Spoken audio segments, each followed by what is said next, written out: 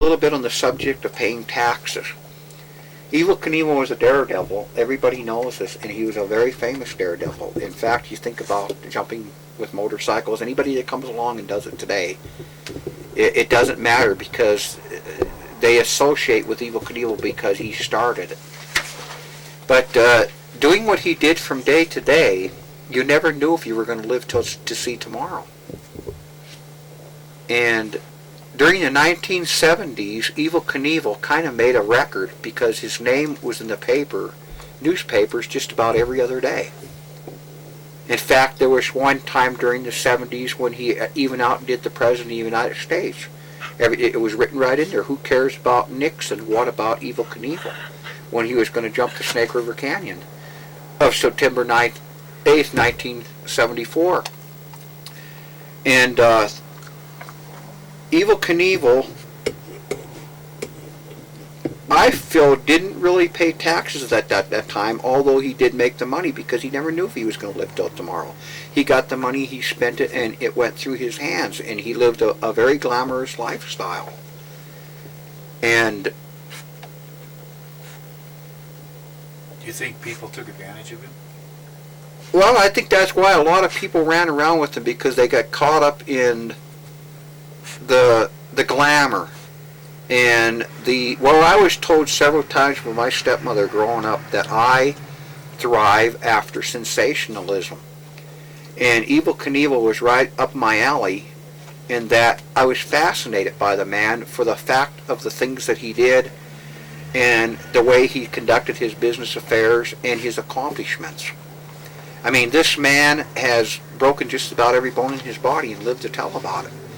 And he got up and he did it over and over and over and over and over again.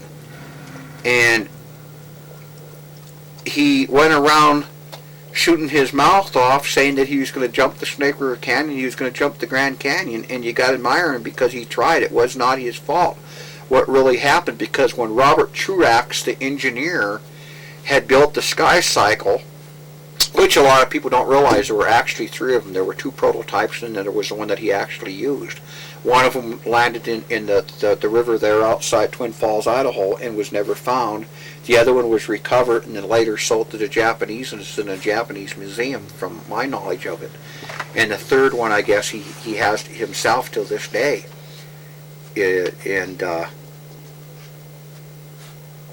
Anyway, when Robert Truax was one of the greatest engineers, in fact, he helped send John Glenn, the astronaut, to the moon with his knowledge of rocket engineering. And when Robert Truax built the Sky Cycle, when he built the ramp, he forgot one essential thing. There's a lever at inside the Sky Cycle for releasing the parachute, where there was this little clip-like deal that came down at the bottom of the Sky Cycle on the superstructure of it. And the way I look at it, when it went flying off the end of the takeoff ramp, that hit and it tore that loose and tore up the floorboard of the Sky Cycle, and I feel that that's what really jeopardized and caused the parachute to come out prematurely. Although you will hear thousands of other stories, but I have studied this, and this is what I think really happened.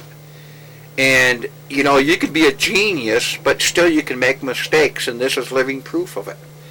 But anyway, Knievel lived, as everybody knows, and he went on with his life, and the IRS constantly bothered him, and he owed millions of dollars in back taxes, which he is making a sincere effort to pay. And he resides in Clearwater, Florida now with another girlfriend. He is divorced from his wife, Linda, and he's doing his best to try to get a museum built there in Clearwater, Florida, and he still sincerely wishes to build a museum in Las Vegas, Nevada. Why didn't he ever build a museum in Butte? But he had sincere plans of building a museum here in Butte, but due to the fact that the IRS was bothering him and a lot of things that derived from hard feelings with people and business dealings that he had here in Butte, and R.D. Kret, his lawyer here in Butte, he basically gave up on it. He wanted to purchase the Civic Center building and build it there. And I wish to God that they had listened to him, because people do not realize what was lost here, because he had everything gathered up, everything, that his trucks, his cars, all the Evel Knievel memorabilia, everything was here. It was ready to go, and because of the fact that this museum did not work out here in Butte, it is now scattered all over the countryside. And collectors such as myself, because I collect Knievel stuff, and I wish I had the money to build a museum, and it is my sincere dream before I die to make a sincere effort to try to get one built here in Butte, because this is where it ought to be. And if people had listened to him back in the 70s when he wanted to have it here, the museum would exist till this day, and it would be bringing revenue into Butte. Whether he owned it or not, his children might have taken it over, or other people, the stuff would exist, it would be accumulated and right here, because a lot of this went out of town. Where do you think it should be here in Butte? And I feel that the best location right here in Butte, I think, should be right down where his office building is, where the Evel Knievel office building was, down there off Harrison Avenue, directly across the street from the Civic Center, which is now lawyers' offices.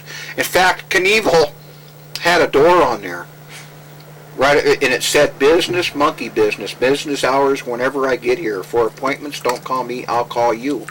The safe that Evel Knievel had built, he had the safe specially built in there for all his millions. Anyway, he had a 24-karat gold chopper motorcycle that was on display in there when they first built this building, and he had his little museum of his own in there, and his toy room. And the chopper was diamond studded. Anyway, the door to the safe, the safe is still intact, and there was a piece of glass that was 1 inch thick, bulletproof glass, that went over the front of the safe. It is still down there. They still, maintain it to this day. But that was the headquarters for Evel Knievel Enterprises. And Evel Knievel had several different addresses, but his main address in Butte, Montana during the 1970s was P.O. Box 7777 for Evel Knievel Enterprises here in Butte, Montana. Although Knievel was a slick businessman, he admired the, how would you say, well, anyway, Evel Knievel Enterprises was headed by H. Carl Ford and Sons. And he created fictitious names, fictitious business partners, fictitious this, fictitious that, to be a success and get to where he was during the 70s and the 80s at the peak of his career. And he used shrewd business techniques. In fact, when he wanted to make the jump at over the fountains in Las Vegas, Nevada, there was a man by the name of Rosenstein, who was vice president of Circus and Ceasar's Palace there years ago.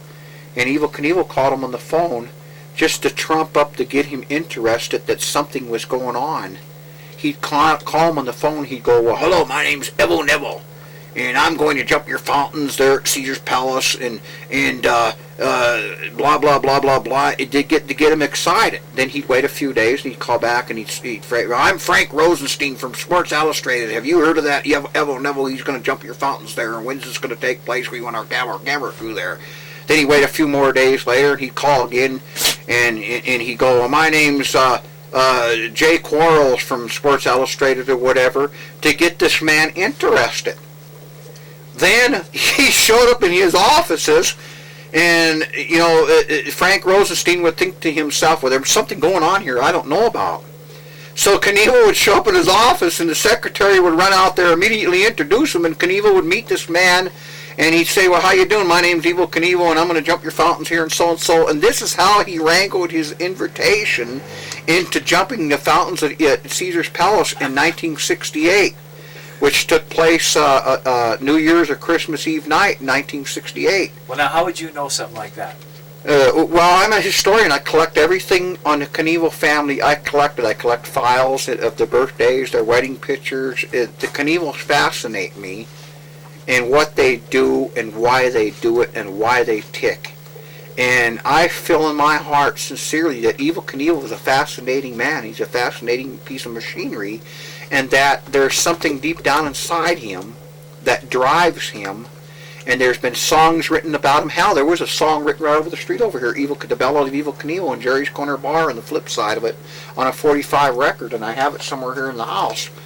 And it was this record was made right over the street over here. And So Knievel, you're kind of an archivist for the Knievel thing then. well, it fascinates me in the sense that Knievel Evel Knievel, Robert Craig Evel Knievel, was born October 17th, 1938, right here in Butte. And he lost his real mother. I don't know the real story of it, when he was young, in his younger years, and he was raised by his grandparents. And there are several stories with Evel Knievel and his brother. And growing up, he was always fascinated with being a daredevil and bicycles and motorcycles. In fact, his grandfather and his dad were credited with bringing the first Harley Davidson dealership to Butte, Montana. But Knievel actually started out with Triumphs and the American Eagle motorcycles.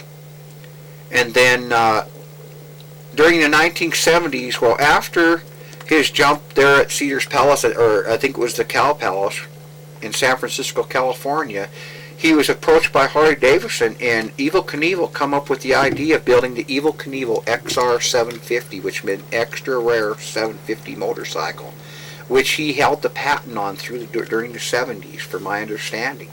And he designed this bike, the prototype, and he designed it. And basically what Evel Knievel's motorcycle was is he took a flat 750 and he boosted it to 1200 cc's through his knowledge in the gear ratios and the way he perfected it to make his jumps. And he had a fleet of between 3 and 4 motorcycles, and he never did do his stunts as far as the Iron Horse Catwalk or his Willies or whatever he did on the jumping bike. He always had the jumping bike separate, so due to the fact that he did not want to have any accidents from doing his stunts earlier on the other bikes. So he had, he used different bikes. But when Evel Knievel made the jump at Caesar's Palace, that jump was made on a Triumph 650 Bonneville. And then shortly after that, during the 70s, from the 60s to the 70s, he went into Harley Davidson.